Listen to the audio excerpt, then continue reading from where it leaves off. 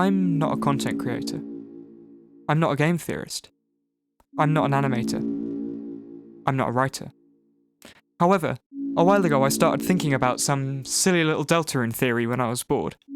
It started out small and inconsequential, but it quickly morphed into this massive, convoluted web that challenged my perspective on the entire lore. And the more I thought about it, the more I theorized, the more it started to seem increasingly plausible. I got excited. I had to share this with people. I began writing a script. Weeks later, and now we're here. I started working on this for fun, and it's since consumed my life. I'm sharing this burden with you now in the hopes that it may consume yours too. This is the possessed Des theory.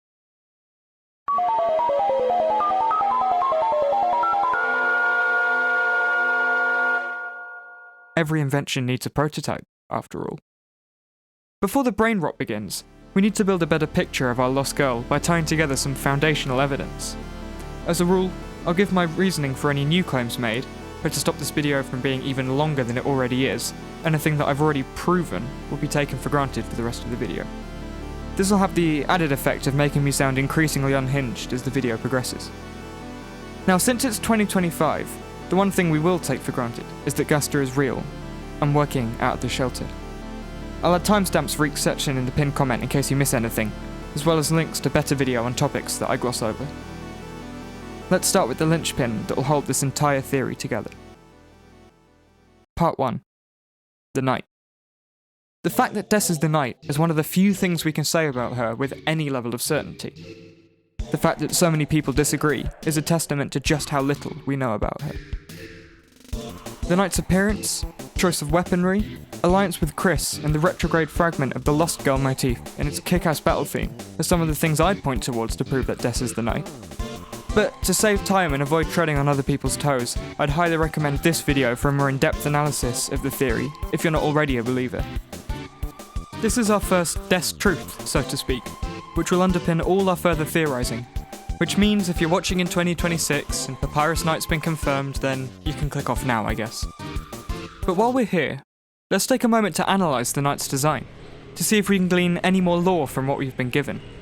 For starters, it's clear that the Night isn't a typical Lightner, given their ability to morph between organic yet unnatural forms like a shadow puppet, and their darker yet darker complexion. You could even go as far to say that the Roaring Night is more of a Darkner than a Lightner. But why?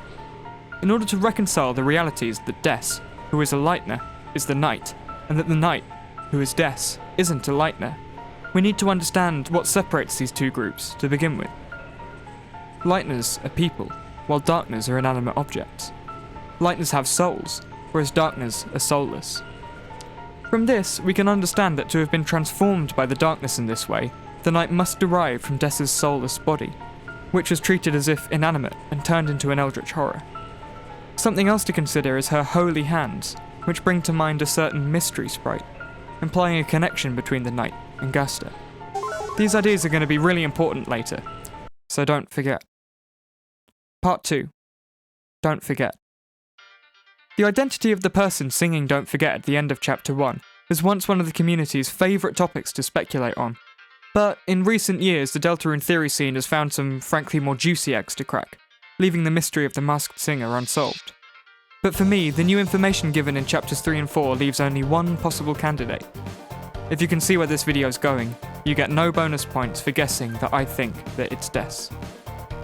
Since Chapter 1 in 2018? People have been speculating that either a real or imaginary fluffy boy sang this song to Chris in a diegetic setting before the story. But information given in the new chapters provides compelling evidence to the contrary.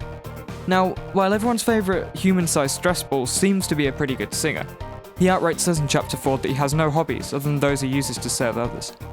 He name-drops singing, but not playing instruments, and funkiness aside, I ain't seeing any pianos in that castle town of his. Also, given Ralsei's first hobby seems to be backseat gaming, we can assume that if he could play the piano, he would have taken over in this puzzle in the same way that he one-upped Susie's healing magic. Asriel also seems unlikely to be our candidate, as again, despite his angelic voice, we have no implication of any pianistic ability, which is coincidentally what my teachers have been telling me for the last 15 years. And not to sound too unwoke in the Big 25, but if Asgore's voice sound is anything to go off, post-pubertic Asriel would be struggling to hit those high notes. But the theories that Ralsei or Asriel could have sung Don't Forget haven't really been disproven by new evidence, but rather a new and much more likely candidate has appeared. When it comes to Des, if there's one thing, and I mean literally one singular thing, that the game doesn't shut up about, is that she's a musician. Whether it's her guitar, and the sound of it presumably being played in the Ball Machine 9000 creepypasta backrooms, her collection of trashed instruments, the Knight's Fire Boss theme or tenor literally shoving it down our fucking throats, Des seems to be some king of musical prodigy. Given the quantity of music-related lore tied to Des, and the fact that the only accessible piano in all of Hometown is in her kitchen, it seems likely that it was her who was singing Don't Forget, after all. Maybe at a cosy sleepover with the kids gathered round the piano, sipping chalky milk. Noelle's sitting on Des's lap, Asriel trying to coax Chris down from the highly climbable Christmas tree. Though you never know, they could have been getting emotional in the hospital reception. A final piece of evidence which strengthens the idea that Des sang Don't Forget is the fact that Raise Up Your Bat, the song indisputably tied to Des, makes the same references to being with Chris in the dark, and to the light inside their soul. Easy to follow so far, no?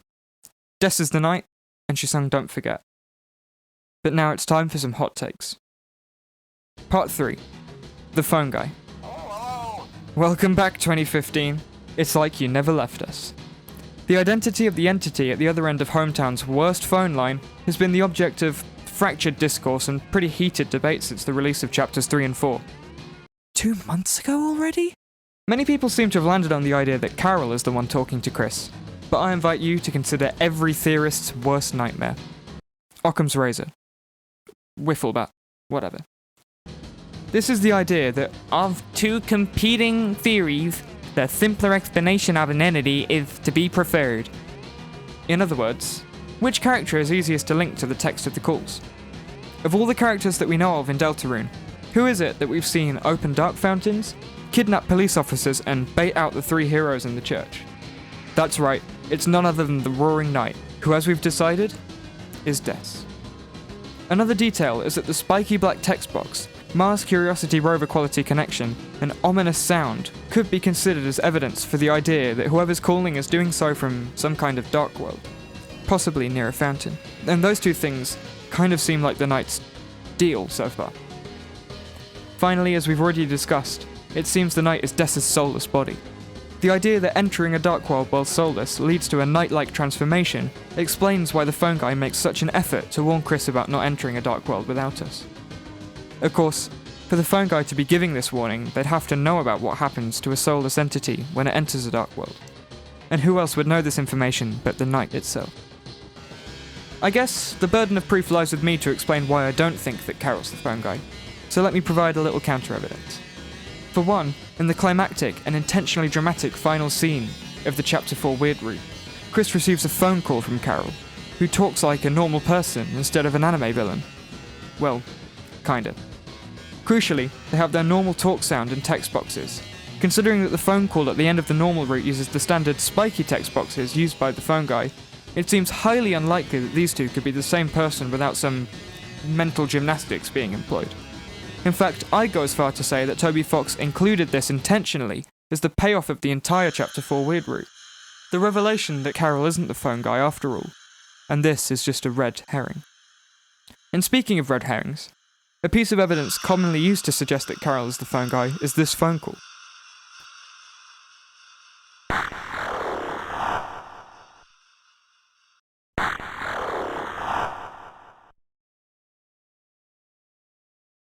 Since right after this scene, who else crashes the study session but Carol, who swipes the guitar away from Susie and saves the day? Pretty compelling evidence, right? But this is Tricky Tony we're talking about. Do you honestly think he'd give you such a smoking gun? Consider the fact that this isn't a one-way conversation. Does right there have to be here? Or could it be somewhere else? Such as the church, perhaps. While it may seem I'm abandoning my philosophy of simplicity by just making shit up to support my argument, this one piece of relatively sensible speculation seems more likely to turn out to be true than all of the speculation that you'd have to do to explain away the issues presented by the Carol interpretation. And I'm warning you now that if this semantic trickery is too much for you, that you better strap in, because there's going to be a lot more where that came from.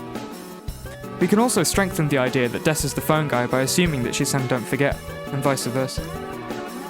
So far, with our current understanding of the Deltarune rulebook, we can explain, or at least understand, the meaning behind almost all of the lyrics of the lullaby, with simple canonical information.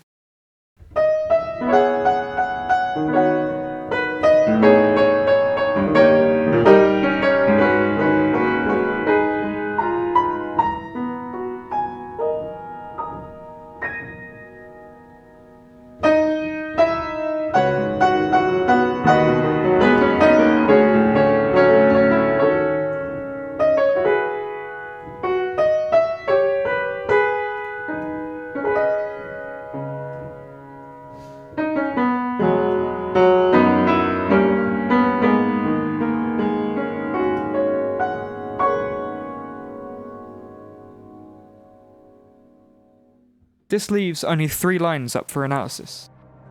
And here's our link. The phrasing of the lyrics match the climactic phone call Chris receives while aura farming at the end of chapter 4. We'll continue to analyse this later, but for now I hope you agree that this strengthens the idea that Des is either the phone guy or the masked singer. Because she's both. Part 4. Des is... Now here comes a tricky part. Nailing down the appearance of a character only referenced in vague anecdotes and ARG web pages. But here's the thing. While I love the fan designs circulating on the internet, we ultimately don't care what she actually looks like. What matters to us is this. Is she a human or a monster? And I think the evidence suggests the latter. But at the same time, I have to admit there's a short supply of evidence at all regarding Des's appearance. I'll try to play devil's advocate. Here's the thing. I love the idea of a human Des, since it just feels right in some ways. Maybe because it would explain Chris's repulsion towards other humans, or reflect the Frisk-Kara duality of the Undertale human cast. But I'm afraid it just doesn't sit right with me. There's too many little things that when viewed together, make this theory feel like ramming together jigsaw pieces that don't fit, just because you want them to. Let's start with the knight's appearance. If Des was in fact human, the antlers we see in the world's most divorced flashback would have to be a headband like Chris's. And though the notion that Des inspired Chris to wear their horns is admittedly adorable, and it could explain why a human Des would appear antlered as the knight, I have a couple of problems with this idea. For starters, we have to analyse the way Chris's headband phase is treated by the other characters in the story. Toriel references it as a cute, silly little thing Chris used to do when they were younger, because of their naivety and inability to understand the difference between their human self and their monster family.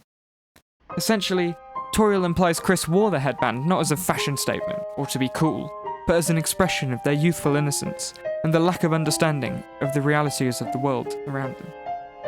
Susie has a similar reaction to the photo of Chris wearing the headband in chapter 4. She doesn't seem to find it cool or funny, but just kind of pitiful. She laughs awkwardly and can't even muster the kind of light-hearted teasing we've come to expect from her.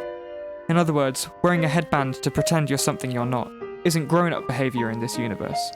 It just seems a little sad and childish.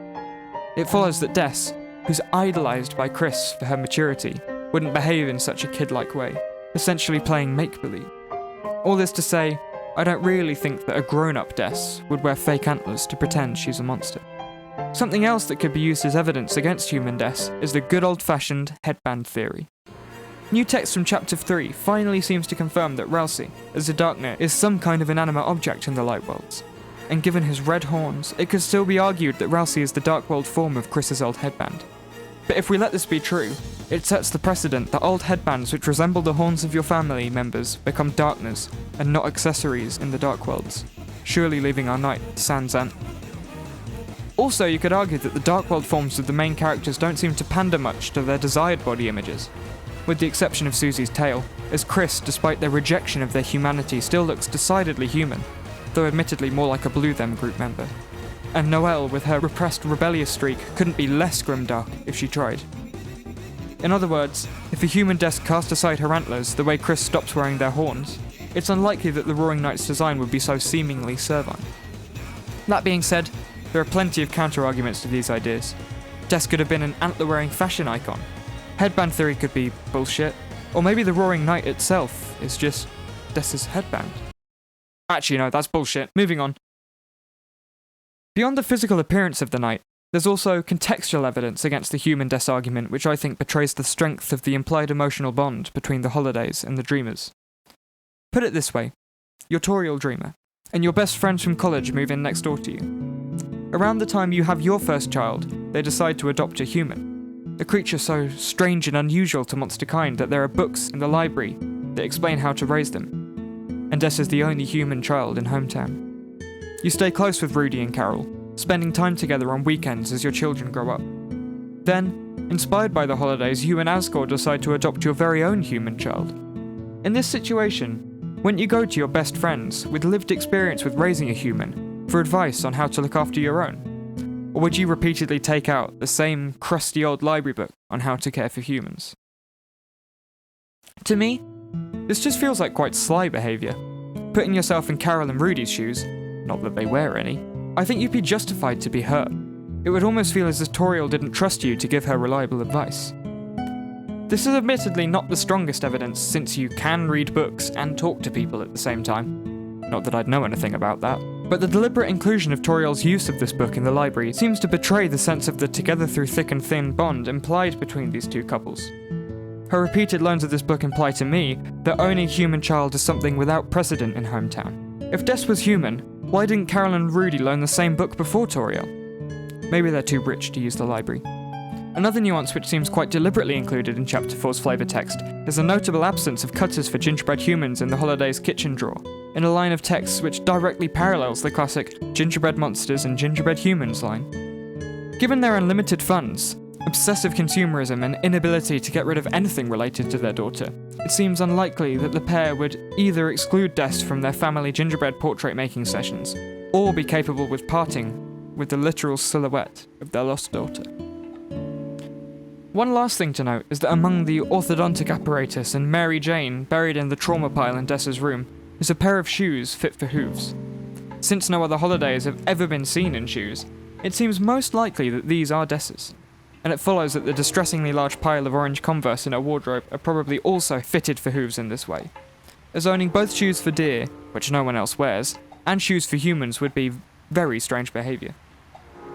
This proof is admittedly shaky since our knowledge of shoes in the Undertale Deltarune universe doesn't really extend past Santa's slippers, and the famous perspective limitations of the art style make it pointless to try and judge anything from their appearance. While I do personally believe that the sum of all this evidence points to Dess being a monster, if we were to apply the Three Little Piggies analytical framework to this theory, it would be made of sticks, at best. At the end of the day, predicting the appearance of a character you can't see is a fool's errand, like trying to pinpoint Gaster's true intentions or the identity of his friends from Entry 17. Part 5. The Cage, with human soul and parts. While all of the true prophecy is evocative and mysterious, this description of the cage has stuck with me since my first playthrough of Chapter 4. To begin with, it's clear that the wording emphasises the separate nature of Chris and the player, the division between the soul and the parts of our situationship/hostage situation. Perhaps more interestingly, as we know our control over Chris and the separation of their body and soul are the effects of the work of Gaster, we can see for the first time how his experimentation ties into the prophecy, and how he may be integral to its progression. More on that later. The mysterious ambiguity of the cage is heightened by the imagery that depicts it, which unlike that of the girl or the prince, is extremely abstract, not even showing a silhouetted outline of the hero, or any features beyond a pair of disembodied hands. This intentionally obfuscated appearance highlights the unimportance of the vessel the soul inhabits to the prophecy, and together with the ambiguously worded description, it begs a difficult question. If the cage is nothing more than a human soul and parts, do the parts have to be human? Now if I'm starting to lose you, let me explain. We can agree that this text doesn't explicitly state that the cage is human, in the way that, for example, Ralsei does in his bastardized oversimplification of the prophecy that he tells in Chapter 1. While this description calls for a human soul and parts, semantically speaking, there's no obligation for the parts to be human as well in order to meet the requirements of this description. If this linguistic approach doesn't work for you, why don't we try something a little more poetic? The imagery of a cage of course brings to mind the ideas of locking something away. either to keep it safe from harm, or to keep it from harming others. As we know all too well by now, Chris's body is the cage which, for better or worse, imprisons the soul which we control. The soul is precious, for without it, Chris couldn't act, or dodge enemy attacks, or seal dark fountains. Chris themselves, on the other hand, is expendable in the eyes of the prophecy. They're the parts, the vessel which carry the soul. If Chris's birdcage can keep the soul trapped without incident while they steal a pie, or escape into the night, does it matter if the cage is wooden or metal? Then it follows that the cage called on by the prophecy could be made of human or monster parts, as long as it can be puppeted by the soul on which lies the fate of the world. And if our cage can consist of a human soul and monster parts, could it be possible that Des was Gusta's first test subject, a prototype cage? What if I told you that this interpretation could help solve some of Deltarune's biggest mysteries? Part 6, where I talk about Des being possessed. It might seem like a long shot, but I think there's some pretty compelling evidence to suggest that Des was the original vessel for the soul. Exhibit A, the lyrics of the two songs connected to Des, Don't Forget and Raise Up Your Bat, both reference human souls and the light they contain. Information only revealed after these songs appear in the narrative, in Chapter 4, yet penned long before the events of the game even begin. For this to be possible, Des must have a deeper understanding of the nature of the soul than any other character in the game. This would be justified by hands-on experience with a human soul. Also, when we covered the promise between Des and Chris, referenced in Don't Forget and the phone calls earlier, I didn't mention how the song specifies this as a promise in our hearts. In a game where heart-shaped objects are so critical to the lore, this deliberate wording can be viewed as a reference to the idea that Chris and Des are bonded by their similar souls, and that this pact between them is tied to them. We also can't forget the excessive number of heart-shaped objects hoarded by Carol, and her knowledge of the player, which imply a deeper tie between the Holiday family and human souls. We'll come back to these ideas later, so keep them in mind. This evidence for Des having a human soul is all well and good, but it doesn't point towards a possessed Des, just a human one. So how can we prove that Des was, well, possessed? Of all the characters in Deltarune, Noelle is the first to notice and immediately comment on the changes in Chris after they come under our control in Chapter 1. And does so again, even more directly in Chapter 4 during the most highlighted scene in gaming history. Even Toriel, who does admittedly quiz Alphys on Chris's behaviour early on in Chapter 2, seems less concerned about their unnatural behaviour than Noelle does. This seems to be a strange coincidence at first, but remember that the only other person who directly references the changes in Chris in the first chapter is Rudy. These two incidents of Holidays noticing something wrong with Chris before their own parents suggests a pattern. Perhaps this could be explained if Des showed similar behaviours before her unexplained disappearance. The odd actions, the voice, the changed personality, triggering her closest relatives to immediately voice their concern when Chris too begins to behave unnaturally. But a monster can't be controlled by a human soul, can it? Well, I think it goes without saying that you'd have to do some pretty fucked up shit to possess a monster. I don't know about you, but when I think of fucked up shit in Deltarune, my mind immediately goes to the Weird Root, which received a disturbing update in Chapter 4, allowing us to continue on our quest to shape Noelle into our minion, and hurt literally everyone in the process. You could argue that Chapter 2's Weird Root already broaches the subject of possession, through the ways in which we override all of Noelle's thoughts, feelings, and inhibitions through cold hard manipulation. After all, it was our control, through the device, which led her down this dangerous path, and caused her to proceed to begin with. In Chapter 4, however, the theme of possession becomes even more overt. Through the use of the Thorn Ring, which we know inflicts the mysterious trance status, we're able to seemingly break Noelle, removing her remaining inhibitions and bringing her seemingly under our control as the player. The visual representation of this control? A red speck, resembling a fragment of a human soul. While I'm not suggesting that the possession of Des involved this kind of psychological trauma, you can see that this sets the precedent for the control of monsters, and more specifically Holidays, through the possessive power of a human soul. In case the Weird Root wasn't already messed up enough, this perspective could also explain why it focuses so much on Chris's relationship with Noelle, as the actions we commit resurface their childhood trauma and retrace similar events to those leading to the loss of Des and Chris's loss of independence. And speaking of a loss of independence, as we know from her taste in music, hobbies, and possession of Class 2s, Des is a wild child, with a rebellious streak and a strong desire for freedom. In other words, Like our buddy Chris, I don't think she'd take too kindly to the whole possession shtick. If only she had something like a box to stash her new soulmate in, to get some alone time. Oh shit, yeah! In her closet. Right next to the red heart-shaped object. This fight against the control of the soul would also contextualize the rebellious lyrics of Raise Up Your Back, which personify a demon heart and the loss of rights of her future, which we can definitely analyze as her antagonizing a malicious soul that has taken away her independence, in a similar way to how our control limits Chris's freedom.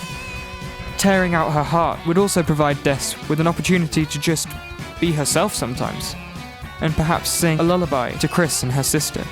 Perhaps one filled with coded references to the nature of dark worlds and human souls.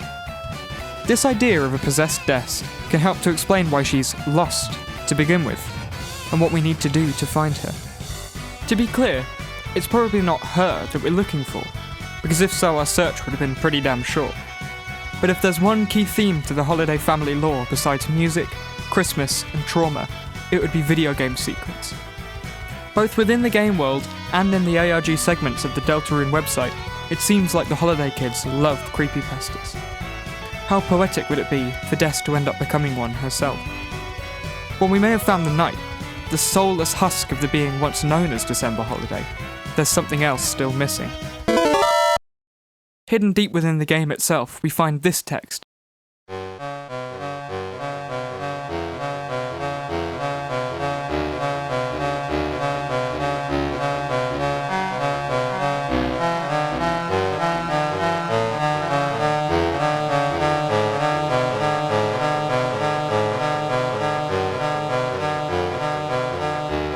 A disembodied voice trapped in eternal darkness.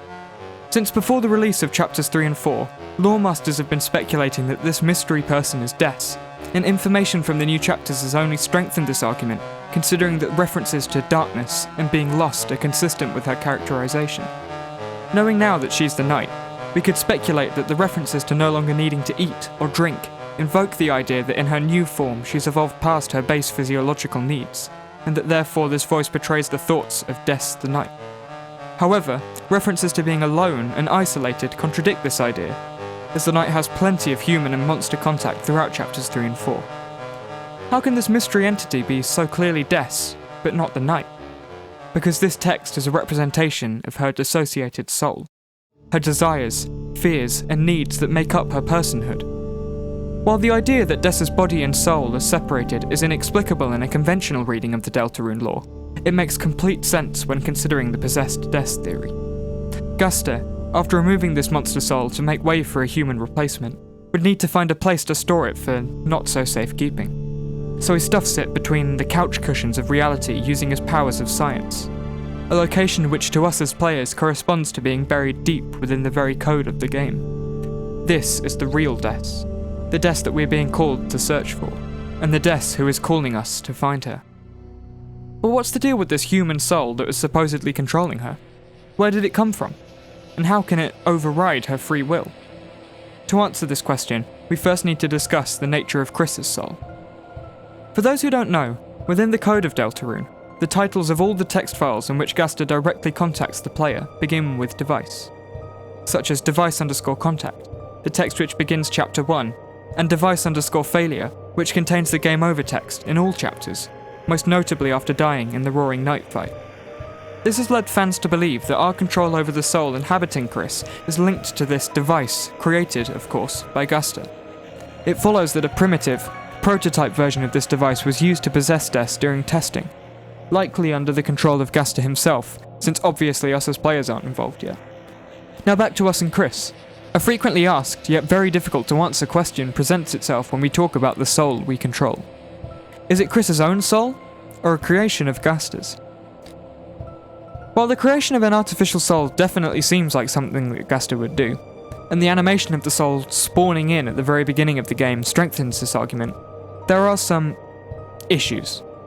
For one, this power would be completely unprecedented and revolutionary in the Undertale Deltarune lore, changing our understanding of how souls relate to their hosts and even what they fundamentally are. If carried over to the Undertale universe in the way which Gaster theories love to do, this research would also trivialize the whole 7 human souls condition on escaping the underground. An artificial soul would also massively overcomplicate Chris's lore, throwing up questions such as, does Chris have two souls? If so, where is Chris's soul? And how do they reliably rip out the right soul when being angsty? Has Chris's own soul been removed to make way for our own? Then where is Chris's soul again? Does having multiple souls increase your power level like it does in Undertale? The list goes on. By believing that our control of Chris derives from Gaster's experimentation on Chris's own soul, we can avoid all this complicated meta-narrative bullshit. And it goes without saying that this interpretation is supported by new text in Chapter 4.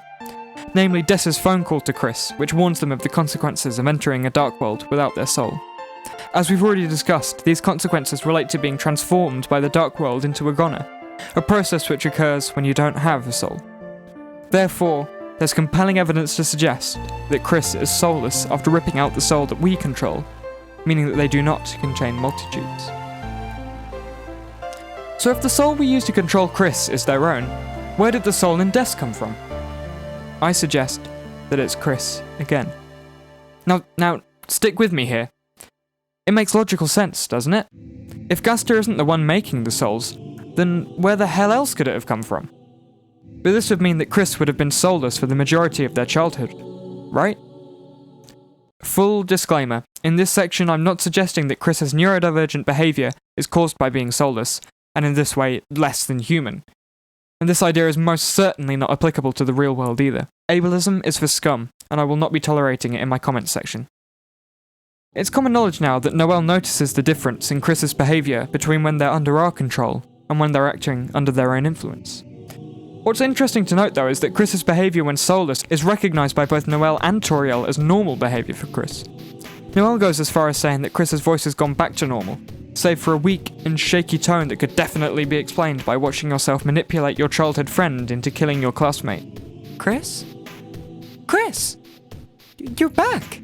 This strikes me as strange. While it's obvious that Chris would act kindly towards Noelle and speak from the heart, but not in that way, while free from our control, I can't shake the feeling that if Chris had a soul before the story, the idea that they would behave in the same way while soulless goes against our understanding of the soul, what it means, and its link to the personality and actions of its owner. Some of Chris's other behaviours while soulless can be linked to our knowledge of their personality before the story as well, such as napping, stealing pies, or just being a total gremlin.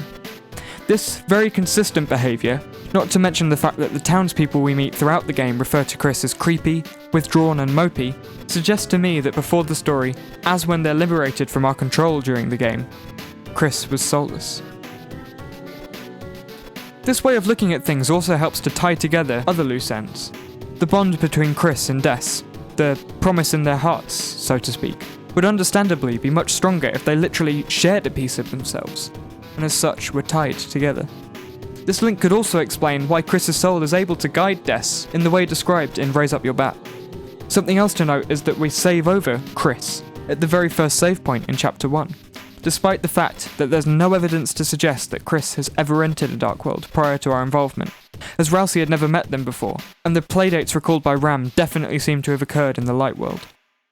Maybe this implies that Chris's soul, with its original name intact but under the control of another, was used to create this save while controlling Des in a brief trip to the first Dark World. Perhaps I haven't been able to convince you yet, but bear with me. There's one more piece of evidence which I think supports this argument, and I'll tell you it a little later.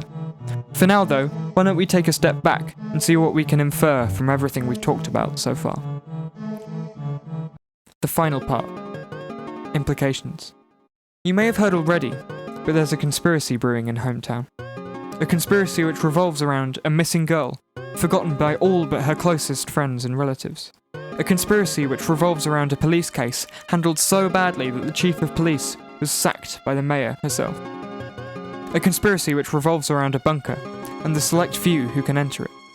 Perhaps we can use our theory to uncover who's implicated in this scheme, and what it is exactly that they intend to achieve. It's been a long time coming, but now we need to talk about Gaster. It's all very well explaining that Gaster may have possessed Des using his magic science powers, but now we need to understand what would possess him, so to speak, to do such a thing. So let's start with the man himself, Dr. W.D. Gaster, a man, and arguably the man, who is so vitally important to the story, yet so shrouded in mystery that we don't even know what he looks like. Sound familiar? From the little information we learn in Undertale, we understand that he created the core and was the royal scientist before Alphys, making him a close confidant of Asgore. More importantly, we understand from Entry 17 and its audio traces tied to the Dark Worlds that he discovered the darkness that is darker than dark, allowing our adventures in Deltarune to take place. For its part, Deltarune makes it clear that Gaster's experimentation led to the creation of the cages and the external control over Chris and Des before them. But why is Gaster so invested in possessing these kids? Because he is searching for something. Something that's waiting just out of his reach. Something that he can obtain only with the help of a cage. His Deltarune. While we have no evidence to suggest what this could actually be, when we consider both the trailer text and final words of Gaster in Chapter 4, it seems to be a tangible thing that he is desperate to attain. Either a desirable outcome or an object. Given that Gaster explains that we're now halfway to reaching this Deltarune, after completing 4/7 of the prophecy, we can conclude that whatever Gaster is chasing is linked to its conclusion. The end of the game, so to speak. Gaster's familiarity with the prophecy can be explained by the fact that it exists diegetically as a holy text of the religion practiced in Hometown. But to him, it represents a series of steps to follow in order to reach his goal. In fact, it could be said that Gaster's search for the darkness in the first place was inspired by his desire to find the Deltarune. It follows that his next, and very, very interesting experiment would be the completion of the prophecy accessible only through the fantasy brought forth from the dark. But the prophecy is a story, and every story requires a protagonist to set its plot into motion. What Gaster needed was a way to control fate. He needed to manufacture a way of ensuring the story progressed to his liking. He needed to create the cage. But doing so would involve the creation of a new kind of being, controlled not by themselves, but by an external force. This seems like a huge ask for one man to achieve by himself, but fortunately, Gaster isn't alone. He has some friends in very high places. Hometown's very own mayor, Carol, and her chief of police, Asgore. And these friends happen to have some very useful assets for his experimentation, if he could only get hold of them. First, let's explain how we know that these two are Gaster's co-conspirators. We find the first code for the bunker within Des's guitar in the holiday home, an item which Carol forbids anyone from touching. Together with her suspicious heart-shaped object obsession and fourth wall breaks, it's safe to say that there's something strange going on with this deer, and it's likely got a lot to do with that bunker. Asgore's involvement can be explained by proxy, given the closeness of his relationship to Carol. They have matching conspiracy boards, he has permission to access all areas in her house, and they're still on speaking terms after the HTPD bungled the disappearance of her daughter. All this to say that there's something going on here more than meets the eye. She even lets him eat from her snack tray. Also, the remaining symbol on the bunker is a police badge, and considering that the only other non-spectral police officer in Hometown's modern history has been kidnapped and is currently being held captive in this very bunker, we can say with certainty that Asgore is in on this plot. And while we're on the topic of bunker codes, why don't we try and identify who the third symbol belongs to? At first glance, it seems less obvious than the other two. While the rune may seem to be linked to the church, we never find a code during our adventures in Chapter 4, and Father Alvin is a pretty minor character, whose arc seems to be more wrapped up in his daddy issues than bunker conspiracies. It goes without saying that we need a pretty crazy curveball to justify his involvement in this plot-central conspiracy. And this is the problem. While it's painfully obvious that Asgore and Carol are involved in some conspiratorial shit, none of the other characters in the game seem to even be remotely interested in the goings-on in the bunker. While Undertale tells us that this symbol is also linked to Toriel, her distaste towards Asgore's you-know-what, apparent lack of understanding of what happened to Des, and the fact that the Knight also tries to kidnap her lead me to believe that she's in the dark too. And I ain't talking about the Dark World. So if the only three people who seem to be involved in the bunker plot are Asgore, Carol, and Gaster, couldn't the third code correspond to him? After all, what would represent him better than the visual representation of the prophecy that he's trying to enact? The Deltarune itself. So I think we can say with certainty, for once, that Carol and Asgore are working together with Gaster to form our bunker team. But what's Gaster's motivation for involving these two specifically?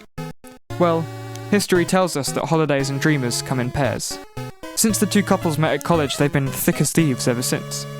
Suffice it to say that if one of the two got wrapped up in a mad conspiracy, the other might just get roped in as well. But was this dynamic college duo just a duo after all? Or was there a fifth wheel to this double date? It's important to stress that all of the relationships between characters in the Deltarune universe more or less resemble those from Undertale. Toriel and Asgore are very divorced. Undyne and Alphys are awkward in getting to know each other. Asgore is totally straight with Rudy. The list goes on. So wouldn't it make sense that Asgore and his hand-picked royal scientist from Undertale would be old pals in the Deltarune universe as well? And where better to meet a science nerd than at university? That's right, this is the Gaster College thing. No, not really. But I think that the information given in Undertale and our tentative understanding of how it relates to Deltarune could explain why, of all people, the Dreamers and Holidays specifically became wrapped up in the charade to begin with. But why would Gaster need to use his buddies as backup? It's here that we start to see the true manipulative genius of his scheming. For starters, getting the mayor of the town and her chief of police on board has the bonus of getting the law to turn a blind eye to the very illegal activities required to get the show on the road. Involving Asgore and Carol allows Gaster to keep his cover and work in the shadows without ever needing to worry about government scrutiny. It's a good thing stuff like this doesn't happen in the real world, you know. Each of the pair also provide their own services to the scheme. Let's start with Carol. Her love of heart-shaped objects and knowledge of the player suggest that she's spent time researching souls. The fourth wall break in particular suggests to me that she may have even helped Gaster to create the device, and is therefore aware of the being controlling Chris. And don't forget that at the time the plan was being hatched, her first daughter was at ripe age for adventuring, not to mention rebellious enough to test the power of the control of the device. Asgore, for his part, also has a vital resource for Gaster's plan, a recently adopted human child, the only source of a human soul in all of Hometown.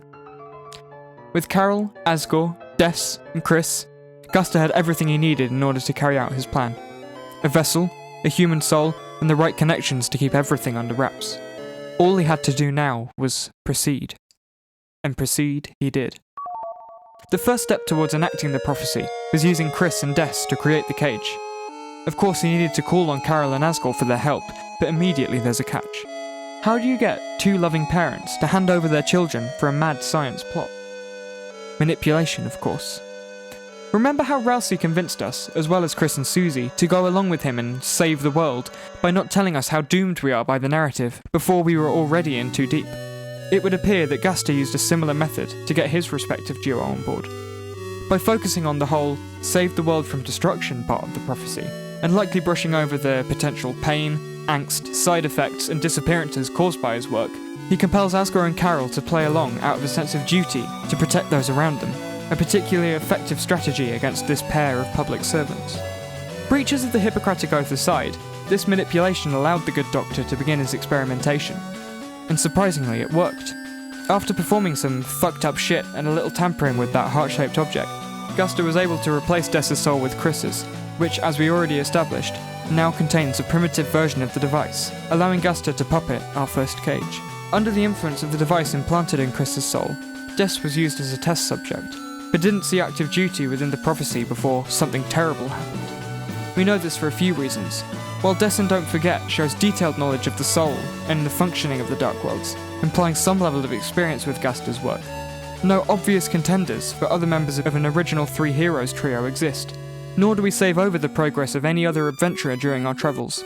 Save, pun intended, for the very first point in the game. Perhaps this implies that after a brief first jaunt in the true Dark Worlds of the prophecy, a catastrophe occurred that presented a research dead end. Lost where the forest would grow, the children followed the pointed tail. This line of text can be found in Chapter 4's Egg Room, which deals with Chris's history of trauma and a certain tragic event, and is the only direct reference to what was presumably the accident that caused Des to disappear in the entire game. But we can do some extrapolation to build a pretty clear picture of what happened that day. To begin, we can say confidently that this accident involved our buddy Chris. If it wasn't clear already, the Chapter 4 Egg Room heavily suggests that Chris has trauma relating to a terrible incident in their past.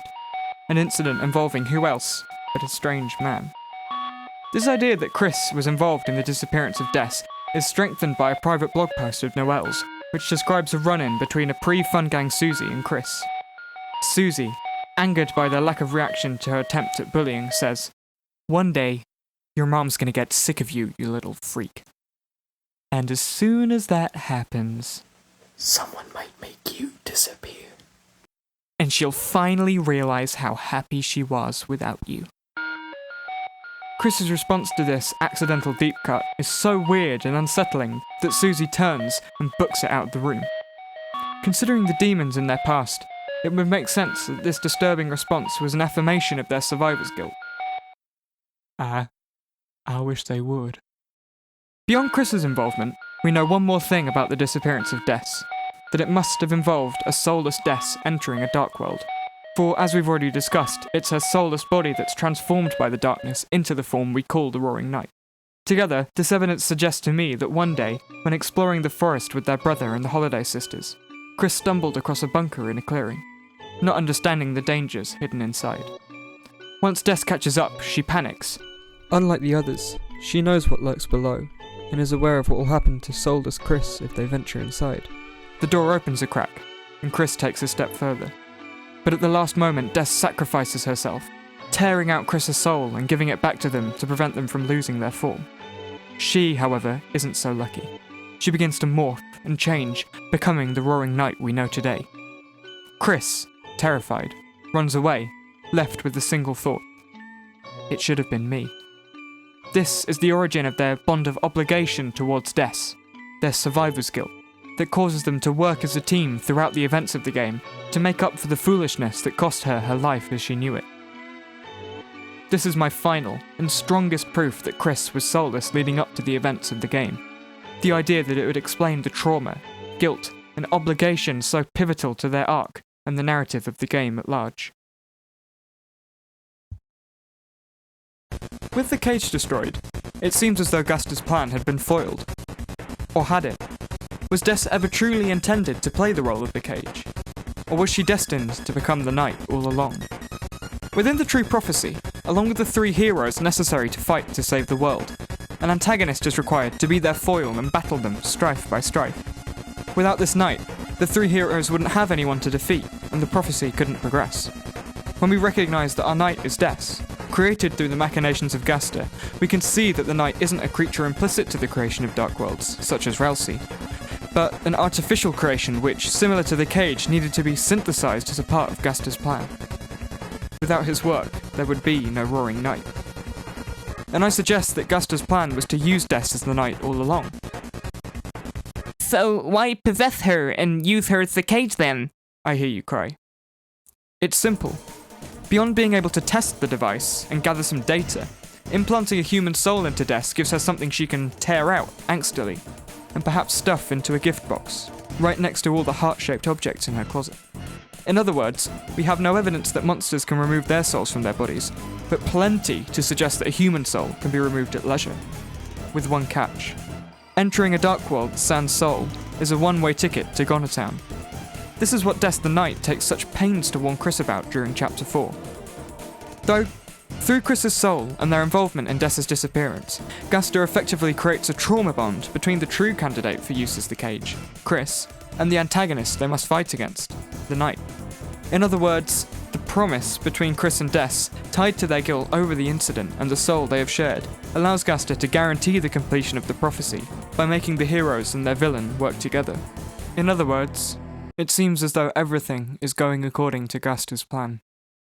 But what happened after the incident? Why did Des go missing? While we know that the Knight can visit the Light World, it seems highly unlikely that their form changes back to their normal Light World body of Des when doing so. Des couldn't let anyone see her like this. What would Ellie think? So she confines herself to the darkness, searching for the rest of herself, what she needs to become a real girl again. Her soul. Meanwhile, in the Light World, she, once known as December Holiday, is reported missing. Asgore and Carol are aware of the fact that her disappearance is linked to Gaster's work, so they can't allow the truth of what happened to surface. They use their positions of power as cover for the incident, and Asgore agrees to take the fall. After a half-assed search attempt, Carol removes him from the Force, turning him into a literal scapegoat, the laughingstock of the town. Unfortunately, the loss of his job causes the breakdown of his relationship with Toriel and the collapse of his family, leaving him desperately alone. Carol, meanwhile, continues to look after her co-conspirator, but in her typical cold manner, providing him with a shop under peppercorn rent, a side job cleaning her house, and even letting him eat from her snack tray. Outside work hours, though, the pair spend most of their time trying desperately to find Des, feeling the guilt of responsibility after the impossible happened. To be clear, it seems Carol and Asgore are aware of Des the Knight. We have evidence of contact between the three due to the black shard present in Carol's room, right next to the presumably Des-related conspiracy board. Since they were also involved in the experimentation leading to the removal of Des's soul, they're aware of the fact that it's missing, and possibly that by finding it and reuniting it with the Knight's soulless form, they can bring back our lost girl. Like us, they're searching not for the Knight, but for Des's soul. Unlike us, however, Asgore and Carol can't simply inspect the game files to find her. No. In their universe, the real Des is profoundly lost, perhaps even outside the bounds of their reality. Nevertheless, the pair become obsessed with locating the whereabouts of this soul, and in Asgore's case, his obsession and conspiratorial rambling about nonsensical dark worlds become the talk of the town, and cause even those closest to him to turn their backs. It seems like getting caught up in this mess has destroyed their lives once and for all. But then, one day, Gaster contacts them again, explaining he knows how to find December. How? Why, of course, they need to fulfill the prophecy and save the world to magically bring her back. But this time, with Des gone, they'd have to use Chris as the vessel. Why would Asgore and Carol trust Gaster after his work destroyed their lives in the past? Have you ever seen a compulsive gambler? Despite the fact that their habit may have already ruined their lives, left them in debt, broken apart their family, these people keep chasing the jackpot that will fix everything. Now consider Asgore's brooding monologue from the vent section of Chapter 4. We're almost there, aren't we, old friend? This time for sure. Tori'll finally see what really happened. That I just wanted to protect everyone. And this time, she'll have to believe me. They all will. Then, we'll be a happy family again, won't we? There's a lot to unpack here, but to begin with, we can see that what he's talking about links to the disappearance of Des, and hence Gaster's scheme, with references to the incident that ruined his life, the Knight's weapon of choice, and his mirroring of his old friend's wording in his final communication in Chapter 4. Considering this, the thing that makes most sense for Asgore to be describing as almost there is the eventual conclusion of the plan, the end of the prophecy, which he continues to believe will save the world. This is why he talks of his desire to protect everyone in relation to the incident.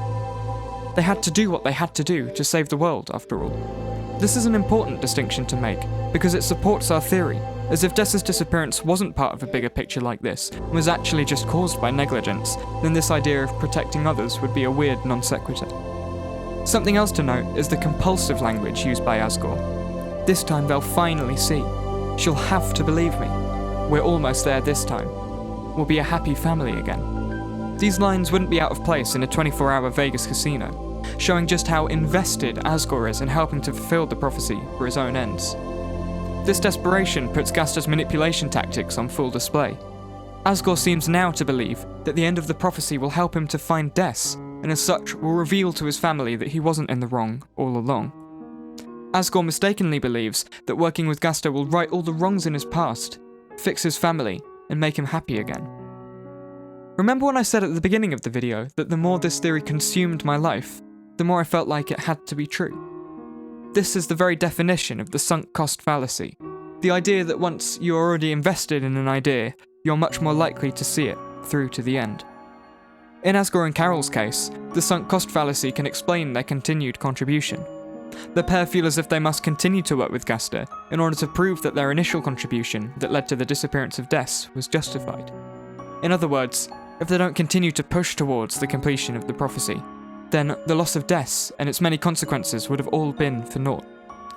While their first collaboration with Gaster was born from a duty to protect and serve, tinged with a morbid curiosity, their continued involvement is driven by guilt, and a desperation to find Des, and by doing so, right the wrongs of their past. Unfortunately, the outcome desired by Asgore and Carol cannot simply be bought. Instead, they must once again offer up an innocent child to the whims of the Doctor. The second cage plan was given the go-ahead, this time using a more complicated version of the device, which allows our control as external players. And so begins the plot of Deltarune. For their part, Chris, still racked with guilt, would do anything to fulfill their pact with Des, to make up for their past mistakes. It goes without saying that they're as desperate to find Des as Carol and Asgore. It's for this reason that they continue to play along with the prophecy, and relinquish control back to us every time they gain independence. If they wanted nothing to do with the prophecy, they could just rip out their soul, and never enter a dark world ever again. But their guilt-derived obligation towards Des compels them to keep nudging their fate to advance the prophecy, keep acting as the cage, keep creating dark worlds which serve only to hurt them. As much as anyone else, Chris wants to help in order to find Des and fix the hurt her disappearance caused them and their loved ones. A similar sense of desperation explains Des's collaboration with Guster, despite his work literally causing this mess in the first place. Imagine you're the Knight. After your mysterious disappearance, you've been confined to a never-ending night, groping around in the darkness, searching for yourself for years without success. No contact with the outside, nothing but your own thoughts to console you. In that state, if the person who hurt you, if you even recognized them, told you they knew how to help you, told you they could put you back together, would you believe them? In other words, what more would you have to lose? The more I think about it, the more I feel that the true heart of this theory I've been slaving over for weeks isn't the possession of Des, but the way in which Guster expertly manipulates the grief and desperation of those around him in order to achieve his own ends. If true, it would also encapsulate one of the game's core themes, the toxic nostalgia which makes us yearn to escape to a happier, pre-lapsarian past, even if it means hurting ourselves in the present and jeopardizing our futures.